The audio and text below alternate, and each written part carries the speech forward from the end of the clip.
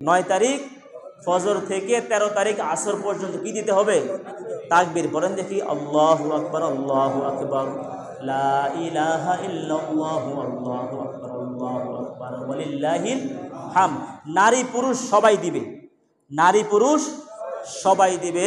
রাসূল সাল্লাল্লাহু আলাইহি সাল্লাম এই তাকবীরটা দিতেন ফি সালাতিল ফজরে মিন ইয়াউমিল আরাফা।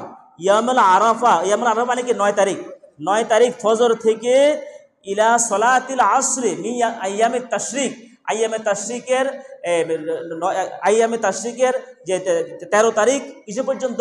আসর পর্যন্ত। আসর পর্যন্ত তিনি কি দিতেন? তাকবীর দিতেন। তাহলে এই কয়দিন হয়েছে? 5 দিন, 9, 10, 11, 12, 13, 9 তারিখ ফজর থেকে 13 তারিখ আসর পর্যন্ত। তাহলে আমাদের বাংলাদেশে আমরা দেব শুক্রবার ফজর থেকে, শুক্রবার ফজর থেকে মঙ্গলবার আসর পর্যন্ত আমরা তাকবীর দেব ইনশাল্লাহ। বলেন না? তাকবীর দেব। এই তাকবীরটা নারী পুরুষ সবাই দেয়া লাগবে, নারী পুরুষ সকলে দেয়া লাগবে। তাকবীরটা আমরা আবার বলি, আল্লাহু আকবার, আল্লাহু আকবার, লা ইলাহা ইল্লাল্লাহু, আল্লাহু আকবার, আল্লাহু আকবার, ওয়ালিল্লাহিল হামদ। এই তাকবীরটি আমরা নামাজের পরে সালাম ফিরানোর পরে, নবী সাল্লাল্লাহু আলাইহি সাল্লাম সালাম ফিরানোর পরে, হেইনা নবী সাল্লাল্লাহু আলাইহি সাল্লাম যখন সালাতের সালাম ফিরাতেন, সালাম ফিরানোর পরেই এই তাকবীরটা নবী সাল্লাল্লাহু আলাইহি সাল্লাম দিতেন। এই জন্য আমরা সালাম ফিরানোর পরে তাকবীরটা দেব। একবারের কথা হাদিসে আসছে, কেউ অধিক দিলেও সমস্যা নেই, তবে হাদিসের সুন্নাহ হিসাবে আমরা কয়বার দেব? একবার দেব। তবে পুরুষরা আওয়াজ দিয়ে দেয়া লাগবে। কিভাবে? আওয়াজ দিতে আমি কানে শুনি অন্তত, আর মা বোনরা আওয়াজ ছাড়াই দিবে। পুরুষরা এমনভাবে দেবো যারা আমি একটু আওয়াজে আশেপাশে যারা তারাও যেন শুনে, একটু আওয়াজ দিয়ে দেব। আর মা বোনরা ওনারাও তাকবীর দিতে হবে, ওনারা আওয়াজ ছাড়াই দিবে।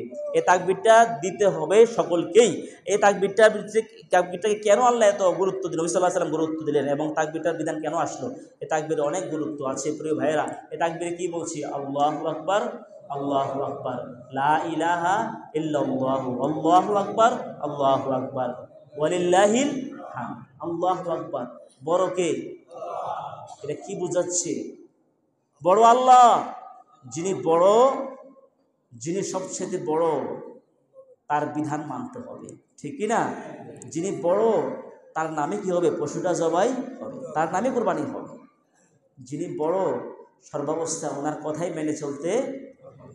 আল্লাহু আকবার, আল্লাহু আকবার, লা ইলাহা ইল্লাল্লাহ। এই জমিনের মালিক কে?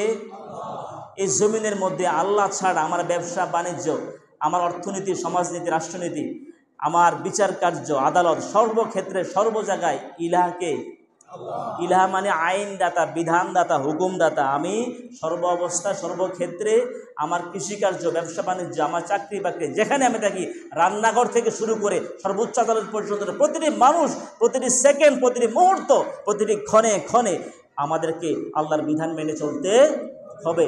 এটাই তো লা ইলাহা ইল্লাল্লাহ। আবার বললাম, আল্লাহু আকবার, আল্লাহু আকবার, ওয়ালিল্লাহিল হামদ। যাবতীয় প্রশংসা কার? আল্লাহর প্রশংসা। আল্লাহ ছাড়া আর কার প্রশংসা করব? যদি আপনি, আপনার একজন ভাই আপনাকে উপকার করেছে, আপনি কি বলবেন? আলহামদুলিল্লাহ। কি বলবেন? আলহামদুলিল্লাহ বলে তারপরে যেই ভাই আপনার কল্যাণ করেছে দোয়া করে দিবেন, আল্লাহ তোমাকে যাজা দান করো, ধন্যবাদ, জাজাক আল্লাহ, জাজাক আল্লাহ। কিন্তু প্রথমে বলতে হবে কি?